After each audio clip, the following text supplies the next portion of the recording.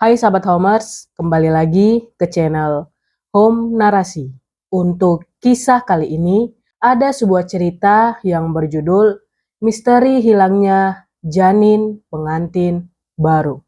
Sebelum kita lanjut ke ceritanya, tekan dulu tombol like video ini dan jangan lupa tekan tombol subscribe channel ini serta nyalakan juga lonceng notifikasinya agar tidak ketinggalan cerita-cerita lainnya. Seperti apa kisah kali ini? Langsung saja kita masuk ke ceritanya.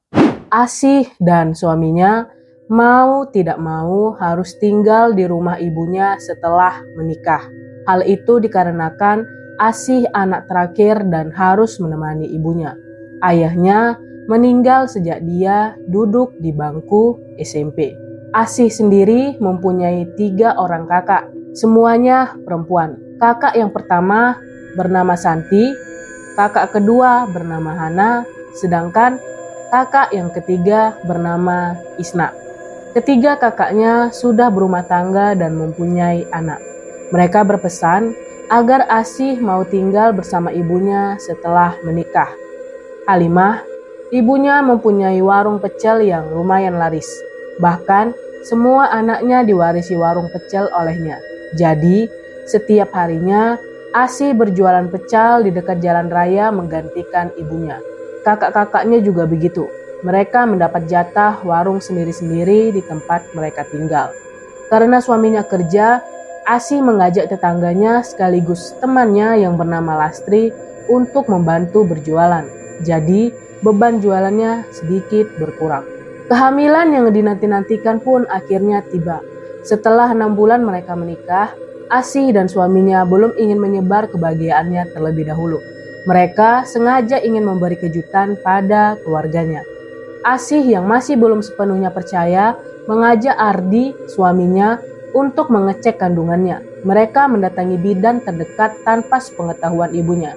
Setibanya di rumah bidan yang membuka praktek, mereka semakin bahagia karena bidan membenarkan kehamilan itu. Ibu bidan meminta Asih untuk menjaga kehamilannya baik-baik, karena usia kehamilan yang masih muda sangat rawan. Asih dan Ardi hanya bisa mengangguk-angguk saja. Setelah membayar dan menerima obat, mereka pulang ke rumah. 1 bulan berjalan tanpa ada kendala apapun.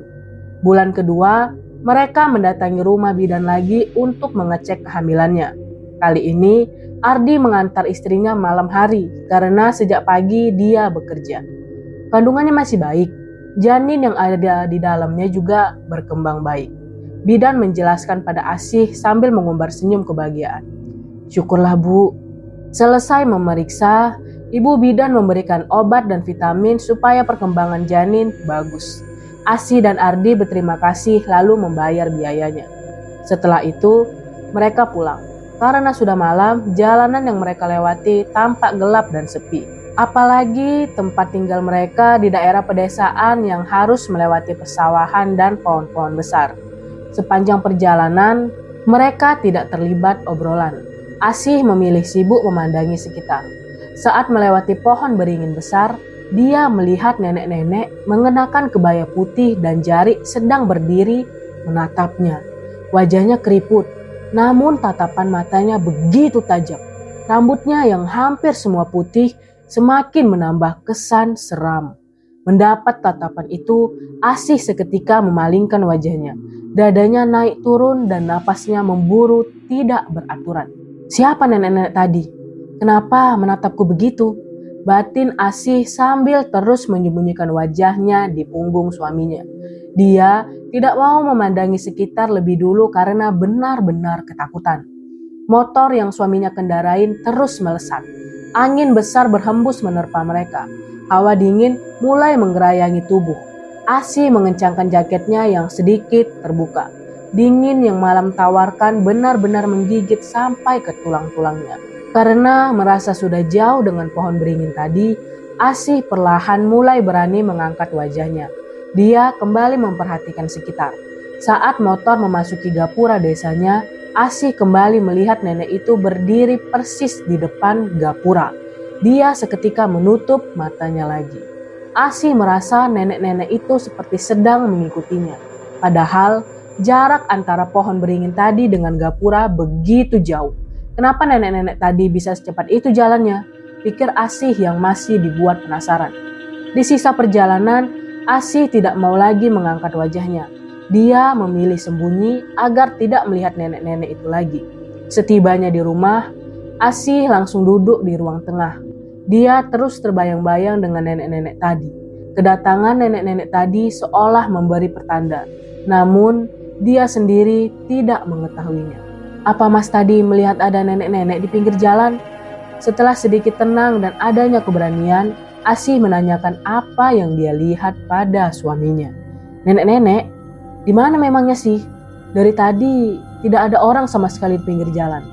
Ardi tampak terheran-heran. Dia mencoba mengingat-ingat, siapa tahu dia lupa. Aku melihatnya 2 kali, Mas. Pertama di bawah pohon beringin besar dan yang terakhir di depan gapura masuk depan sana. Ardi hanya bisa melongo saja karena sejak tadi dia tidak melihat apa-apa. Padahal kalau berkendara dia sering melihat sekitar. Namun kali ini entah mengapa dia tidak melihat apa yang istrinya lihat. Tubuh Asih ketika merinding. Jadi benar-benar aneh. Suaminya sendiri tidak melihat nenek-nenek tadi. Padahal kedua matanya melihat dengan jelas nenek-nenek tadi berdiri dan bahkan menatapnya. Malamnya Asih tidak bisa tidur. Kamarnya mendadak terasa panas. Dia coba menghidupkan kipas angin besar supaya bisa mengurangi panasnya. Namun tetap saja tubuhnya masih berkeringat. Asih pindah ke dekat jendela. Karena tidak bisa tidur, ia melihat keluar. Baru beberapa detik dia melihat ke depan, ada kepulan asap muncul secara tiba-tiba. Asap itu mulanya muncul dari bawah pohon mangga yang ada di halaman rumahnya. Asap itu kemudian membesar dan menghilang. Usai melihat asap itu menghilang, seketika perutnya terasa panas. Asih mengelus-ngelus perutnya yang kian memanas. Ia berkali-kali meringis dan mengeluh. Saat panas itu semakin ganas, Asih berteriak kesakitan. Suaranya yang begitu lantang membuat suaminya terbangun. "Ada apa sih?" tanya suaminya panik. "Enggak tahu, Mas. Tiba-tiba perut Asih panas. Coba tolong ambilkan air dingin atau es batu gitu, Mas." Asih meminta tolong di sela-sela kesakitan yang melandanya. Suaminya menuruni ranjang dan keluar kamar dengan sangat tergesa-gesa. Belum sampai 2 menit, ia sudah datang membawakan baskom berwarna hijau. Baskom itu diletakkan di depan istrinya. Asih mengambil es batu yang ada di baskom lalu meletakkannya di perut. Bukannya merasa dingin, perutnya malah semakin panas. Dia terus berteriak kesakitan. "Aduh, panas, panas Mas." Asih berteriak-teriak sambil menggigit bibir bawahnya. Suaminya menjadi bingung. Dia coba mengelus-ngelus perut istrinya. Istrinya malah semakin menjerit-jerit. Rambutnya ditarik-tarik dengan begitu kencang. Ardi sekuat mungkin menahan rasa sakit akibat tarikan istrinya. Hampir 10 menit Asih menjerit dan berteriak kesakitan, lalu tiba-tiba rasa panas itu menghilang seketika. Napasnya tersenggal-senggal. Dia mencoba mengatur nafas sambil mengelus-ngelus perutnya. Aneh, kenapa perutnya tiba-tiba menjadi dingin? "Kenapa sih? Apa masih panas?" Suaminya yang sejak tadi memperhatikan dilanda kebingungan. "Aneh Mas, padahal tadi panas sekali. Tetapi sekarang panasnya hilang seketika." Asih menggelengkan kepala berkali-kali karena masih sulit mencerna kejadian yang barusan dia alami. "Mungkin kontraksi sih. Jadi rasanya begitu. Sudah, sekarang ayo kita tidur. Besok kita tanyakan pada bidan soal perutmu yang tiba-tiba panas. Semoga tidak terjadi apa-apa pada bayi kita." Suaminya mencoba menenangkan istrinya. Asih mengangguk. Bukan hanya perutnya saja, kamarnya juga menjadi dingin dan sejuk seperti biasanya. Ardi menutup pintu, lalu mereka tidur. Paginya, kebetulan saat tidak ada pembeli, Asih menceritakan kejadian semalam pada Lastri. Usia Lastri 2 tahun di atasnya dan kebetulan dia sudah dikaruniai seorang anak. Sehingga dengan bercerita, siapa tahu Lastri mau memberitahu pengalamannya. Aneh sekali, kenapa bisa gitu ya? Lastri memasang wajah penasaran. "Memangnya dulu kamu tidak pernah begitu?" tanya Asih heran. Lastri menggeleng. Menurut pengalamannya ketika hamil, dia hanya merasa mual dan perutnya seperti ada yang menendang saat usia kandungnya memasuki 7-8 bulan. Selain itu, dia tidak merasakan apa-apa. Asih terdiam. Berarti kejadian aneh semalam jangan-jangan hanya dia yang merasakan. Asih masih dirundung kebimbangan dan rasa penasaran. Sebenarnya apa yang terjadi pada dirinya? Hati-hati sih, usia kandungan yang masih muda memang sangat rawan. Bukan hanya secara medis, tetapi bisa saja secara non-medis. Lastri tiba-tiba mengingatkan Asih. Non-medis yang kamu maksud itu seperti apa? Seperti janin yang diambil untuk dijadikan tumbal oleh orang lain. Proses pengambilannya tidak terlihat, hanya saja tiba-tiba janin yang ada di dalam kandungan menghilang. Mendengar penjelasan Lastri, bibir Asih seketika menganga. Dia baru tahu perihal itu. Dia meminta Lastri untuk memberitahu cara mencegahnya. Tetapi sayangnya Lastri tidak tahu. Katanya hanya orang pintar yang bisa. Di tengah-tengah asyik mengobrol dan ada sedikit ketegangan, ada pembeli datang. Asih dan Lastri buru-buru melayani pembeli tersebut. Asih terus memikirkan soal cerita dari Lastri. Bahkan dia sempat tidak fokus. Untung saja temannya itu mengingatkan. Kebetulan karena suaminya pulang agak sore, Asih yang takut berangkat malam-malam mengajak suaminya ke bidan saat itu juga. Sebenarnya Ardi masih capek, tetapi mau bagaimana lagi? Supaya istrinya tidak takut, akhirnya dia menurutinya. Setelah bidan mengecek kandungan, raut mukanya berubah. Semula wajahnya tampak senang dan bahagia, namun tiba-tiba menjadi sedih dan bingung. Kenapa Bu? Apa ada masalah? Asih yang mengetahui perubahan raut wajah ibu bidan seketika melempar pertanyaan. Firasatnya mulai tidak enak. Maaf dek, bagaimanapun juga saya harus mengatakannya, walau terasa menyakitkan. Bidan yang ada di depannya merasa sedih. Suara menyedihkan dari ibu bidan membuat mata Asih berkaca-kaca. Ibu bidan berkata dengan suara lirih kalau janin yang ada di dalam kandungan Asih menghilang. Asih langsung pingsan. Untung saja Ardi sigap dan tangannya refleks menangkap tubuh istrinya. Ibu bidan segera mengambil minyak untuk membantu Ardi menyadarkan istrinya. Dengan hati-hati dan penuh kelembutan, ibu bidan menggosok telapak kaki Asih lalu menjalar ke atas. Usapan yang lembut itu membuat Asih perlahan membuka mata. Saat kedua matanya terbuka, dia kembali menangis. Mengingat ucapan dari ibu bidan tadi. Tidak apa-apa sih, kita coba lagi. Mungkin Tuhan lebih sayang dengan anak kita, makanya dia ambil duluan. Ardi mencoba menenangkan istrinya.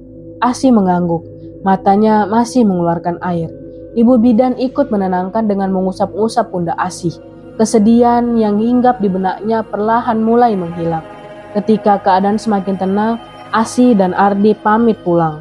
Sepanjang perjalanan mereka tidak banyak bicara. Asih sesekali masih menangis meratapi kepergian janinnya.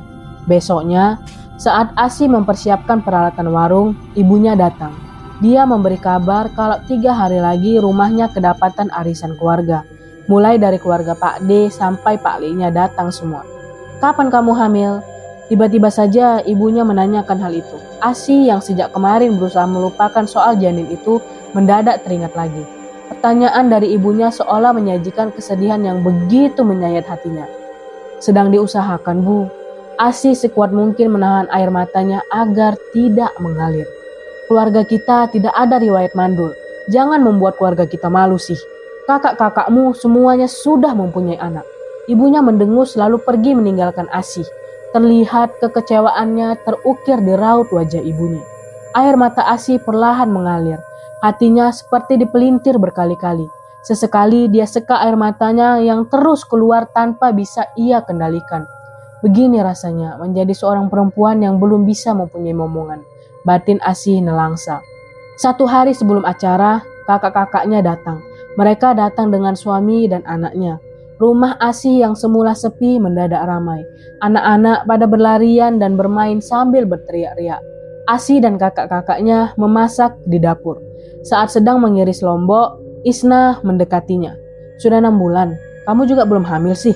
Pertanyaan dari kakaknya itu membuat tangannya berhenti mengiris. Dia tidak mungkin menceritakan tentang janin yang ada di dalam kandungannya menghilang. Hal itu sama saja melanggar janji dengan suaminya. Asih hanya bisa pasrah apabila nanti kakaknya menganggap dia mandul, sama seperti ibunya yang menganggap hal seperti itu. Belum Kak, Asih mendesah pelan. Kenapa belum? Apa suamimu mandul? Atau jangan-jangan kamu yang mandul? Isna tampak sedikit penasaran. Karena semua kakak-kakaknya sudah mempunyai anak, sedangkan adik terakhirnya belum mempunyai momongan. Asi menahan rasa sakit yang kembali menyerangnya. Tangannya menggenggam lebih erat pisau itu. Matanya mulai dilapisi air mata. Dianggap mandul oleh keluarga sendiri memang sangat menyakitkan.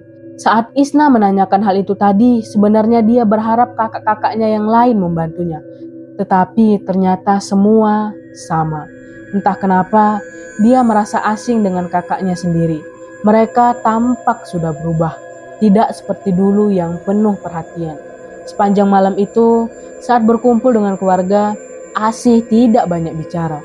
Dia yang biasanya ceria tampak murung. Ardi yang baru ikut bergabung bisa mengerti gelagat istrinya. Setelah semua masuk ke kamar karena sudah larut malam, Ardi menanyakan kesedihan yang menimpa istrinya. Ibu dan kakak menuduh kita mandul, Mas. Asih yang sejak tadi berusaha menahan dan menampung air matanya sudah tidak sanggup lagi. Air mata itu tumpah bersamaan dari matanya. Kita coba lagi ya, supaya bisa membuktikan pada mereka. Ardi mengelus-ngelus pundak istrinya yang menangis terseduh-seduh. Ketika acara berlangsung, Asih menjadi pusat perhatian oleh keluarganya. Pak D, Bude, Pak Le, dan Bule sering melempar tatapan padanya.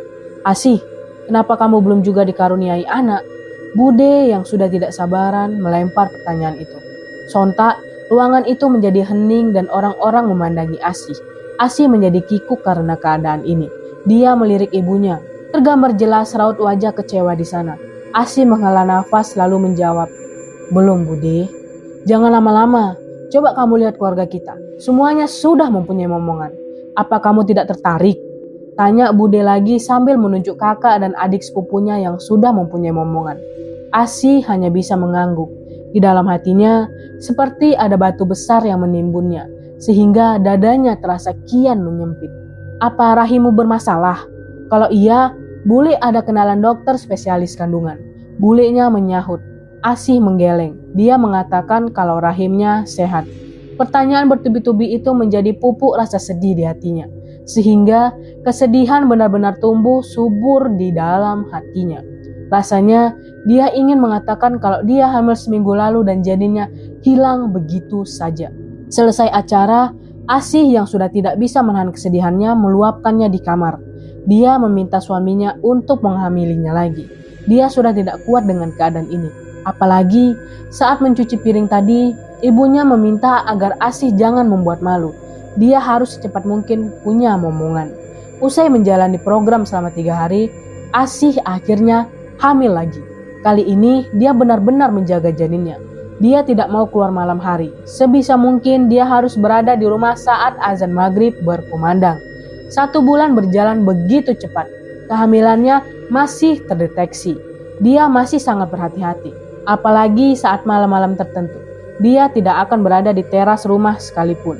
Tidak terasa usia kandungannya memasuki 2 bulan. Asih masih sering mengecek dan berhati-hati. Dia tidak mau kehamilannya gagal lagi. Bahkan dia sampai tidak berani lewat di tempat-tempat menyeramkan. Sore hari, ketika warung pecelnya ramai, Asih yang tengah capek duduk di belakang meja kasirnya. Dia memandangi satu persatu pembelinya, mulai dari meja paling utara sampai paling selatan.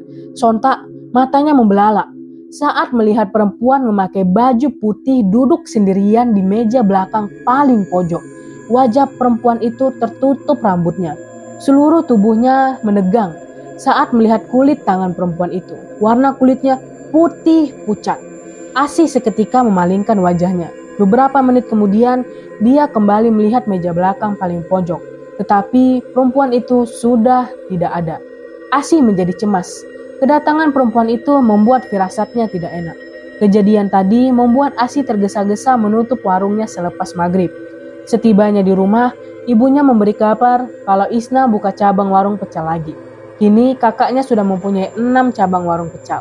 Asih turut senang dengan kabar itu. Apalagi jika dihitung-hitung tidak lama lagi juga dia akan membuka cabang. Perempuan yang tadi dia lihat di warung muncul lagi. Kali ini dia melihat di bawah pohon mangga yang berada di dalam halamannya. Asih buru-buru menutup jendela dan menarik selimutnya. Kejadian yang dia alami malam itu tiba-tiba menyeruak di ingatannya. Rasa sakit hingga rasa panas di perutnya masih tersimpan baik di dalam ingatannya. Tak berselang lama, terdengar suara angin berhembus kencang di luar. Suaranya terdengar menakutkan dan membuat Asih menarik selimutnya lebih tinggi lagi. Tubuhnya sampai menggigil mendengar suaranya. Bahkan suara itu berhasil membuat Asih berkeringat. Napasnya memburu bersahutan dengan detak jam yang ada di dinding. Saat ia menyeka keringatnya, Asih mendengar kaca jendelanya ada yang mengetuk. Ketukan pertama terdengar sangat pelan, lalu yang kedua terasa begitu keras. Rasa takut yang menjalar di tubuhnya membuat dia sulit bergerak. Dia ingin membangunkan suaminya, tetapi tangannya terasa sulit untuk meraih tubuh suaminya itu. Saat suara angin itu menghilang, perutnya terasa kram. Asih menjerit, "Ah, sakit sekali!" Dia gigit bibir bawah dan dia pukul tempat tidurnya karena benar-benar terasa menyakitkan. Gerakan dan jeritan itu membuat suaminya terbangun. "Ada apa sih?" Sama seperti waktu itu, suaminya langsung mendekat dan mengelus-ngelus perutnya. Raut wajahnya yang tertekuk tak terbentuk karena dilanda kekhawatiran yang begitu besar. "Aku tidak tahu, Mas. Rasanya perutku sakit sekali. Seperti ada yang memelintirnya." Asih meringis. Matanya terpejam dan tangannya memegang erat spray tempat tidurnya. Ardi terus mengusap perut istrinya. Tidak lupa, dia rapalkan doa-doa. Namun tetap saja, istrinya terus menjerit kesakitan. Kejadian itu berlangsung selama 10 menit. Setelah 10 menit berlalu, rasa kram hilang seketika dan membuat Asih menangis. "Janin kita hilang lagi, Mas." Asih menangis sambil memukul-mukul dinding kamarnya. Ardi menarik tubuh istrinya lalu mendekapnya. Tidak tahu harus bagaimana lagi. Karena selama istrinya hamil, dia juga sudah tidak pergi kemana-mana. Bahkan istrinya juga sudah berhati-hati dalam menjaga.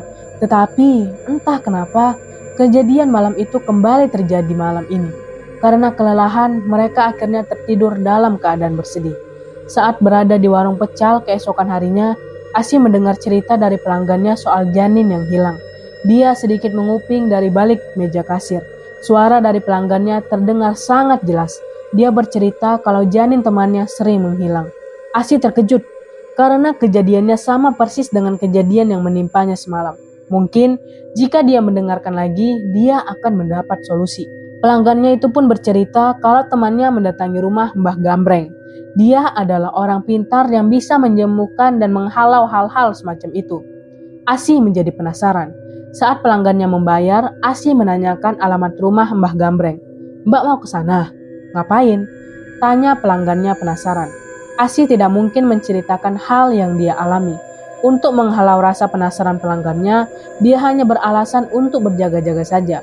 Untung saja pelanggannya langsung percaya dan memberikan alamat rumah Mbah Gambreng sebelum pulang. Usai mendapatkan alamat rumah itu, malamnya setelah suaminya pulang, Asih meminta suaminya mengantar ke rumah Mbah Gambreng. "Kamu yakin mau ke tempat orang-orang semacam itu?" Ardi terkejut dengan perubahan sikap istrinya. Karena dulunya Asih tidak mempercayai orang pintar. "Sudah tidak ada cara lain. Kita harus mencobanya cara ini, Mas." "Sudah tidak ada cara lain. Kita harus mencoba cara ini, Mas," kata pelanggan tadi. Mbah Gambreng berhasil menyembuhkan temannya. Tatapan Asih tampak penuh harap. Ardi pun mengangguk dan mengantar istrinya ke rumah Mbah Gambreng. Jarak rumah Mbah Gambreng lumayan jauh. Mereka harus menempuh perjalanan sekitar 1 jam. Jalanan yang mereka lalui pun kebanyakan berisi hutan-hutan. Kanan kirinya hanya berisi pohon-pohon yang menjulang tinggi. Untuk penerangan, mereka hanya mengandalkan penerangan lampu motor saja. Setelah melalui jalanan yang kanan kirinya pohon-pohon, mereka memasuki gapura. Barulah mereka melihat rumah-rumah penduduk di sana. Menurut keterangan pelanggannya tadi, rumah Mbah Gambreng berada paling ujung. Ardi terus menjalankan motornya sampai di rumah paling ujung. Akhirnya, mereka sampai di rumah yang halamannya dipenuhi pohon mangga. Ardi memarkirkan motornya di salah satu pohonnya. Mereka pun mulai mengetuk pintu rumahnya. Tak berselang lama, seorang laki-laki bertubuh sedikit gemuk dan rambutnya sudah memutih membukakan pintu. "Apa benar ini Mbah Gambreng?" tanya Ardi memastikan. "Benar. Ada perlu apa kalian datang ke sini?" Mereka menceritakan tujuan mereka. Mbah Gambreng mengajak mereka masuk setelah mereka selesai berbicara.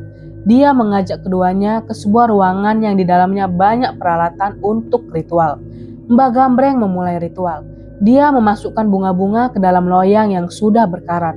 Loyang itu berisi air jernih. Sambil komat kamit, dia mengaduk air yang ada di dalamnya. Ardi dan Asih menunggu Mbah Gambreng sampai selesai melakukan ritual. Setelah Mbah Gambreng berhenti dan membuka matanya, dia sempat menghela nafas panjang.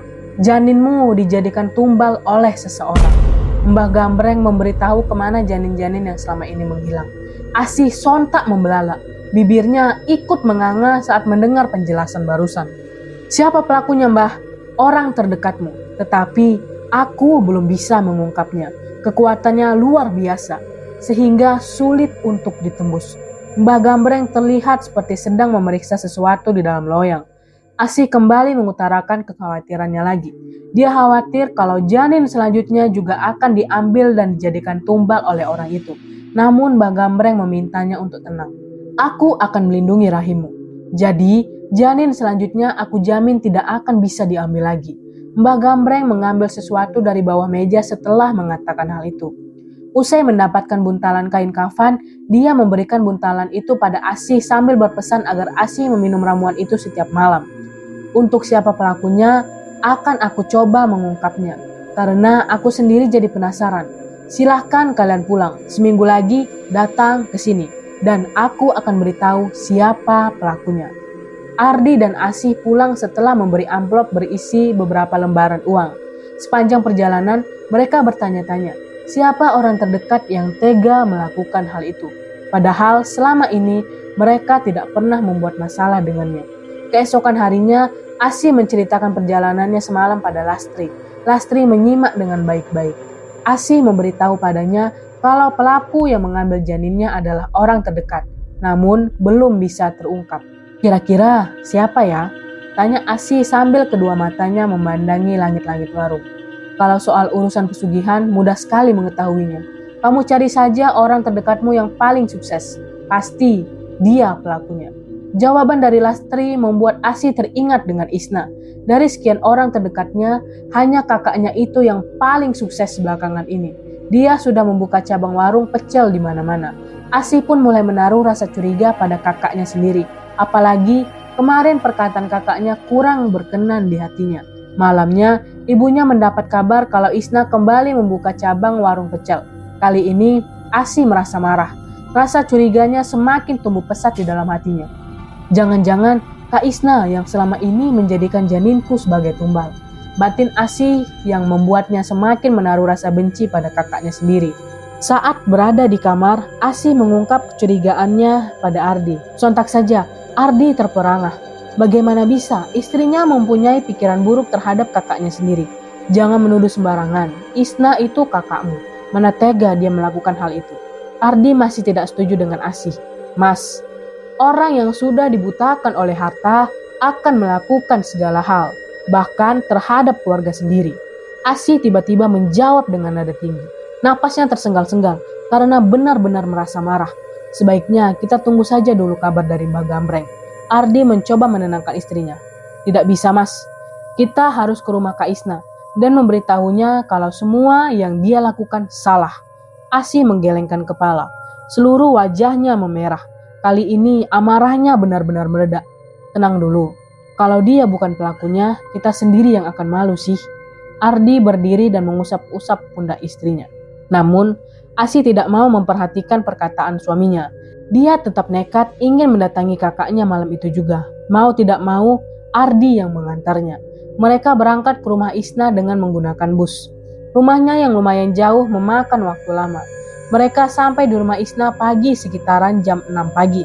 Ardi tampak begitu malu saat mengikuti istrinya dari belakang. Setibanya di rumah Isna, dia langsung mengetuk pintu sangat keras. Isna tiba-tiba muncul dari balik pintu. Kenapa kamu datang pagi-pagi begini? Pakai mengetuk pintu dengan kasar pula, mengganggu orang tidur saja. Isna menggerutu. Kakak tidak perlu pura-pura lagi. Sekarang sudah jelas dan Asih tahu kalau kakak punya hati busuk. Asih melangkah lalu mendekati kakaknya. Maksudmu apa bicara seperti itu? Asni menjadi emosi mendengar perkataan adiknya. Suasana menjadi menegang. Ardi tampak bingung. Dia ingin melerai keduanya. Tetapi Asih malah menepis tangan suaminya. Selama ini, janin yang aku kandung hilang dan dijadikan tumbal. Siapa lagi kalau bukan kamu, Kak? Asih menunjuk wajah kakaknya. Kamu sudah benar-benar tidak waras. Kalau mandul, mandul saja. Tidak perlu menuduhku seperti itu. Isna tertawa mengejek usai mengatakan hal itu. Asih yang naik pitam langsung menapar kakaknya. Isna merasa tidak terima ingin membalas tamparan adiknya. Asih bisa menepis. Isna semakin kalap. Dia menjambak rambut adiknya dan perkelahian tidak bisa dihindarkan. Perkelahian itu mengeluarkan suara begitu keras. Ardi berusaha menarik Asih. Begitu juga dengan suaminya Isna yang langsung keluar setelah mendengar keributan. Sudah, kamu bikin malu saja. Ardi menarik paksa Asih dan mengajaknya pulang. Beberapa tetangga datang dan sempat melihat perkelahian mereka. Ardi sangat malu. Saat melewati orang-orang, dia menutup wajahnya, sedangkan Asih masih tampak kesal. Bibirnya manyun ke depan dan kedua pipinya memerah. Masalah tidak hanya berhenti di situ. Ketika sampai di rumah, ibunya sudah menghadang mereka. Ternyata Isna sudah mengadu pada ibunya soal Asih yang mendatanginya pagi-pagi buta dan membuat keributan di sana. Kenapa kamu menuduh kakakmu sendiri seperti itu? Tanya ibunya dengan tatapan kecewa. Dari sekian keluarga dan orang terdekat, hanya Kak Isna yang paling sukses usahanya, Bu. Apalagi dalam waktu dekat. Bukankah itu mencurigakan? Kali ini Asih berbicara dengan nada kurang sopan karena masih terbawa suasana tadi pagi. Kakakmu tidak mungkin melakukan hal itu. Ibu mengenal betul karakternya. Jadi jangan melakukan hal memalukan seperti itu lagi. Ibunya memberi peringatan. Asih hanya mengangguk lalu pergi meninggalkan ibunya. Usai meminum ramuan dari Mbak Gambreng, Asih sering mengalami kejadian aneh di warung pecelnya. Dia sering mencium bau busuk, acap kali berdiri di depan etalase saat melayani pembeli. Tidak hanya itu, dia merasa ada yang mengikutinya dari belakang kemanapun dia pergi.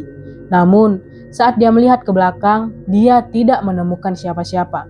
Asih tetap harus berusaha menyembunyikan rasa takutnya. Dia tidak mau para pelanggan dan pembelinya ikut merasakannya.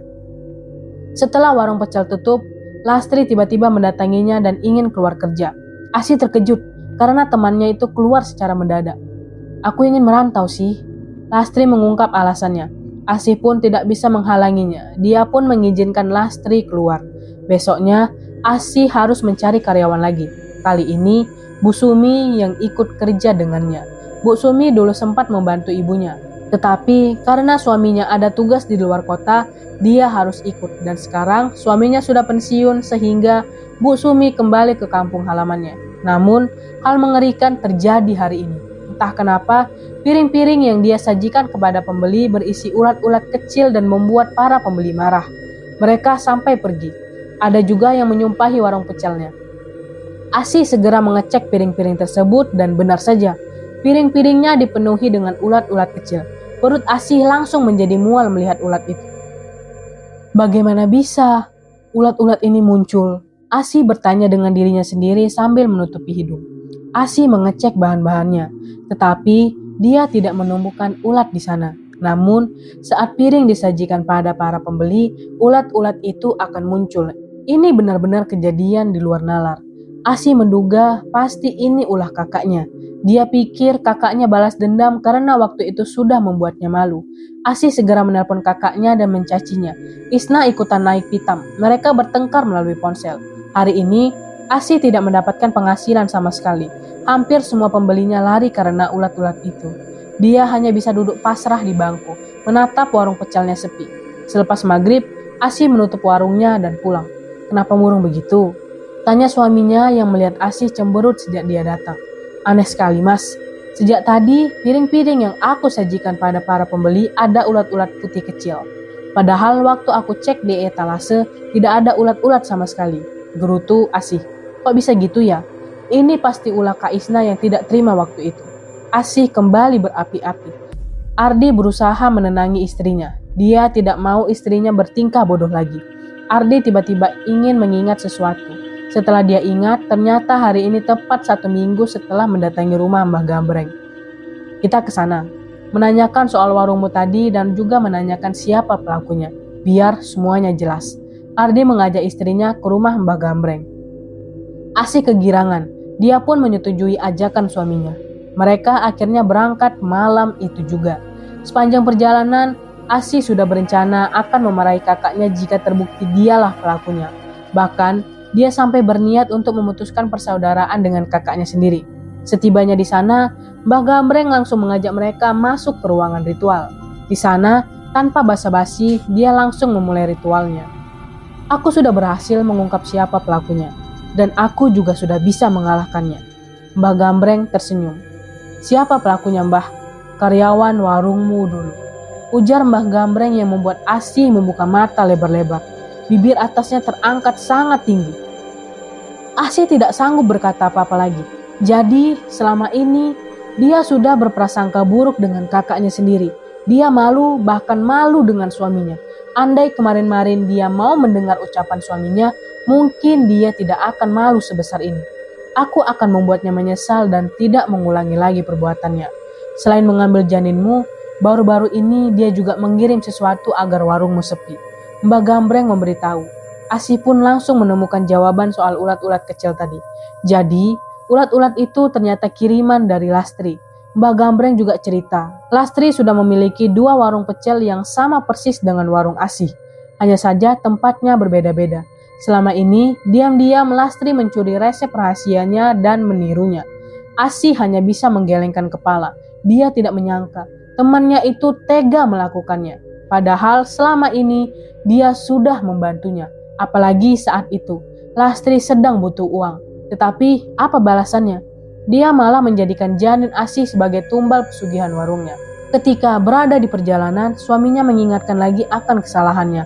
Asih terus meminta maaf pada suaminya karena waktu itu dia hilaf. Kamu harus meminta maaf pada Isna, pinta suaminya.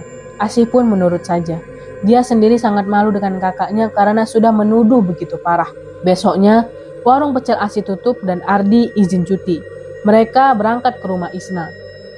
Sama seperti waktu itu, mereka juga ke sana dengan menggunakan bus terminal. Sepanjang perjalanan, Asih benar-benar mengumpulkan niat untuk berani meminta maaf. Dia ingin menepikan rasa malunya terlebih dahulu, supaya masalah dengan kakaknya tidak begitu runyam. Sekarang dia mengerti kalau dia sudah terpengaruh dengan kata-kata Lastri waktu itu, sehingga dia buta mata dan membenci kakaknya sendiri.